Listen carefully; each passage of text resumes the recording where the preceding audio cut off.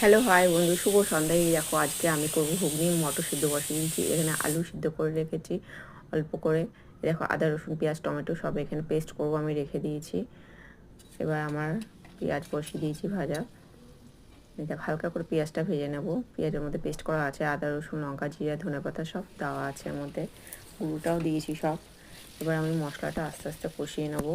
এর মধ্যে দেবো একটু অল্প করে আমি টমেটো পেস্টের মধ্যে দেওয়া আছে, তাও আমি একটু অল্প করে দিয়ে দিয়েছি। কেউ দেও নাকি আমি জানি না, দিলে দেখবে টেস্টটা ভালো লাগে টমেটো যতটা দেওয়া যায়।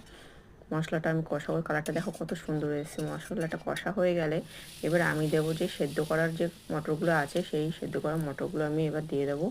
এই দেখো মটরগুলো দেওয়ার পরে আমি দেবো ওই আলুগুলো যে হালকা সেদ্ধ করে রেখেছিলাম, সেই আলুগুলোও দিয়ে দেবো।